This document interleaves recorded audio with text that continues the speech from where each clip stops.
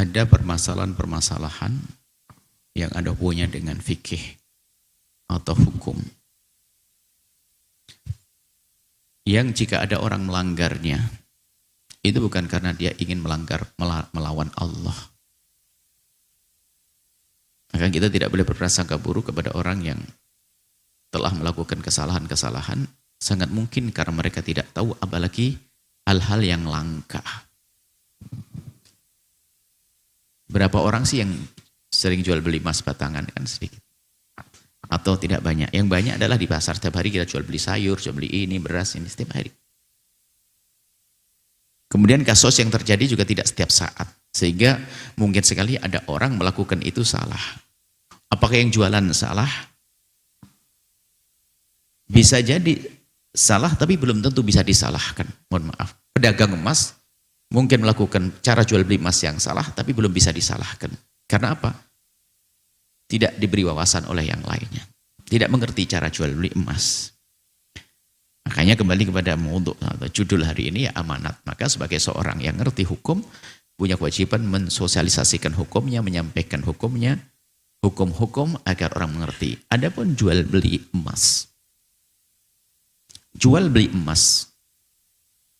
Sebab alat beli itu sama hukumnya dengan emas itu sendiri, uang. Itu dimasukkan dalam hukum yang naqd. Jadi uang itu sama dengan emas dan perak. Itu dijelaskan oleh para ulama. Sehingga cara jual belinya ada cara yang khusus. Tidak boleh, maka ada riba. Riba itu bukan hanya riba gharar. Riba itu kan selama ini yang kita pahami hanya riba gharar. Riba gharar itu riba utang piutang. Anda utang 100.000, kembalinya 105.000. Ada ribanya. Ternyata ada riba itu banyak, bukan itu saja.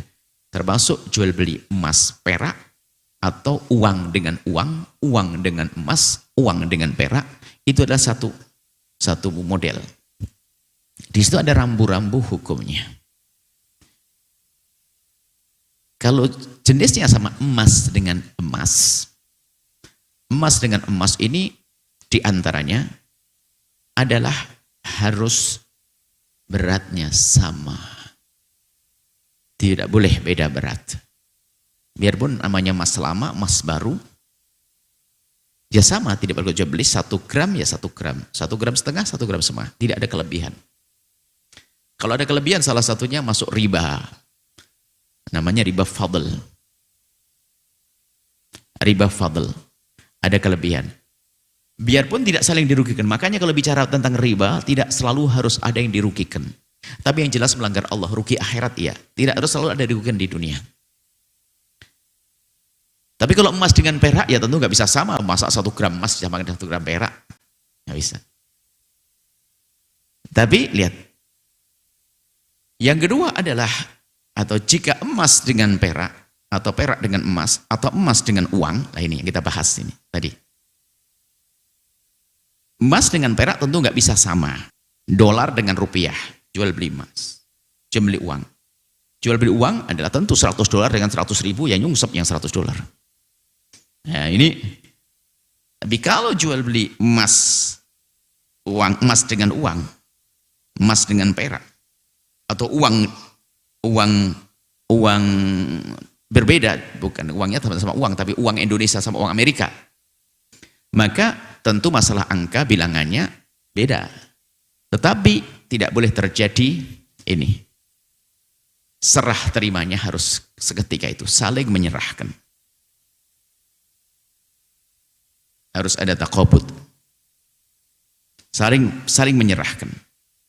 Nah, kalau tertunda menyerahkannya, maka masuk riba. Ribanya riba yat. Enggak ada yang dirugikan. Coba pemahaman dulu, paham dulu. Enggak ada yang dirugikan, saling diuntungkan, tapi melanggar. Sudah dilarang kok, sudahlah. Contoh, Anda penjual emas. Kami melihat emasnya, oh cakep banget nih. Buat istri, enggak ada yang begitu. Tapi lagi enggak bawa duit. Aku beli ya, oh ya saya beli, saya ambil. Duitnya besok, enggak boleh. Biarpun besok pasti saya bayar. Dia untung, saya beli, bayaran besok. Saya untung dapat emas, enggak ada yang dirugikan. Lihat. Kenapa? Tapi pembayarannya ditunda. Nah, menunda menyerahkan ini masuk ribayat. Ada menunda dalam transaksi, namanya riba nasi'ah. Menunda, misalnya apa? Biarpun uangnya diserahkan, tapi ngomongnya, aku bayar nanti, pakai kalimat nanti. Nah, itu adalah menjadikan masuk riba, namanya riba nasi'ah. Ada 4 macam riba. Jadi kalau Anda jual beli emas, harus Anda menyerahkan uangnya. Setelah Anda menyerahkan uangnya dan Anda menerima barangnya. Emas, transaksi di satu majelis. Sehingga mohon maaf, ini adalah kritik yang tidak perlu Anda melakukan kredit emas. Apa sih daruratnya kredit emas? Mohon maaf, kami dukung bank syariah. Karena banyak masalahnya dengan syariah. Tapi ada yang kurang tepat adalah masalah bank kredit emas. Mohonlah dibenahi lagi kredit emas. Tapi kami mohon kepada orang yang sudah mengenal bank syariat, jangan gara-gara di bank tersebut masih ada kredit emas lalu Anda lari. Tidak, perlu kita dukung lalu kita luruskan. Ayo kita bimbing, kita ajak berbenah. Apa sih daruratnya kredit emas?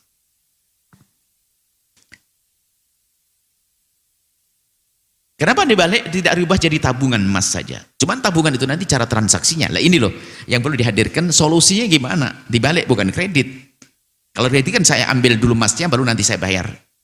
Balik ditabung, nanti kita menitipkan uang di sana, sunat pada waktunya, mohon maaf, Anda pedagang emas. Saya pengen beli emas nanti, tapi belum cukup duitnya, saya kirim kepada Anda. Jeder, kirim. Lalu Anda harus punya wakil, salah satu wakil dari karyawan, memang sudah disiapkan, karena Anda toko emas terbesar yang syar'i. Ya balik begitu. Jadi sudah ada wakilnya, wakil daripada pembeli. Setelah itu uang dikumpulkan, dana terkumpul, baru nanti menjalankan transaksi. Jadi wakil yang pembeli ada di tempat tersebut, jual beli dengan yang punya toko. Jadi sudah duit terkumpul 10 gram dibayarkan. Hasilnya sama. Dapat emas, uang bisa dicicil dulu, tapi yang terjadi transaksinya bukan dari awal setelah uang terkumpul. Ini tadi. Setelah uang terkumpul, lalu telepon, Bu, uangnya sudah kumpul nih, cukup lu 10 gram. Oh iya, belikan. Baru wakil yang ada di situ membelikan pada toko emasnya. Sehingga tidak terjadi riba. Sebenarnya nggak susah. Yang susah adalah karena kita belum mengerti. Oh berat. Bagaimana berat? Berat apanya? Kan gitu. Sama aja nggak ada bedanya. Cuma yang menjadi berat adalah kurang patuh kepada syariat. Kurang bersyukur. Ya kan? Ini saja. Jadi yang demikian itu ya tidak bisa dibenarkan dong.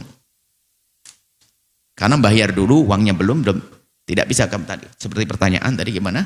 Dia ngumpulin uang, bayar hari ini, harga hari ini, uang emasnya nanti. Berarti kita bayar dulu, barangnya belum ada. Bagaimana barangnya belum ada kita jual beli? Emas. Mohon maaf ya, Anda jangan menggembosi tentang bank syariah. Bank syariah adalah kalau ada kekurangannya, kami menyampaikan ibaratnya bayi yang kita nanti kelahirannya tapi lahir cacat. Perlu kita sempurnakan, bukan untuk kita perangi. Karena dengan urusan dengan dunia perbankan yang syariah itu, kita akan dikenalkan dengan model-model transaksi, ngerti ini, itu, dan sebagainya. Kemudian juga kalau bank syariah itu paling tidak kalau seandainya ada dana terkumpul investasinya, nggak mungkin kalau ada orang mengajukan saya pengen buat perusahaan minuman keras diizinkan oleh bank syariah, tidak mungkin. Jadi banyak maslahatnya dan mohon didukung bank-bank syariah ini.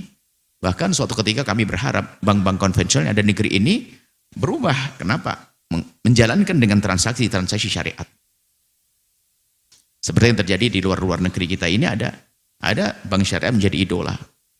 Kemudian jika ada kekurangan seperti masalah-masalah tadi kredit, emas dan yang lainnya, yuk kita benahi bersama. Dan kami sudah lama menyuarakannya, harapan kami didengar untuk kebaikan bersama. Tetap kami akan dukung dengan segala kekurangannya, tapi ingat mohon ya, kita akan selesaikan bersama kekurangan-kekurangan tersebut. Jangan seperti sebagian orang langsung menggembosi atau sehingga orang tidak mau berhijrah. Ini bukan berarti langsung kita merendahkan konvensional. Oh tidak, harapan kami adalah dari bank-bank yang lain sudah mulai mempelajari cara transaksi yang syariat. Kemudian nanti akan berubah menjadi transaksi syariah. Akhirnya dahsyat dong. Dan yang di bawahnya akan menjadi baik semuanya. Pekerjaannya menjadi baik semua kerja. Loh, harapan kami kan seperti itu. Tidak ada penghancuran, perendahan, tidak ada. Yang kami rindukan adalah perubahan menjadi lebih baik semuanya. Bank syariahnya lebih berjaya. Bank konvensionalnya belajar syariat. Dan jangan Anda katakan, wah nggak perlu, sekarang ada kok bank-bank yang semula konvensional sudah mulai melirik transaksi-transaksi syariah. Dan itu sangat sesuai dengan masyarakat kita, mayoritas kaum muslimin yang di hati kecil mereka adalah rindu surga. Cuman karena belum ada kemudahan, belum ada bimbingan, sehingga sering melakukan transaksi yang tidak urusan dengan syariat. Tapi mereka bukan ingin menantang Allah, ingin masuk neraka, tidak. Jadi seperti itu. Jadi jangan lakukan jual beli emas seperti yang disebutkan tadi. Ada cara yang sudah kami sebutkan, namanya solusi-solusi kalau ingin jual beli emas sementara uang belum terpenuhi, seperti yang kami sebutkan tadi. Wallahu a'lam bissawab. Uang belum terpenuhi atau emasnya belum ada. Jangan lupa berselawat kepada baginda Nabi Muhammad sallallahu alaihi wa alihi wa sahbihi wasallam.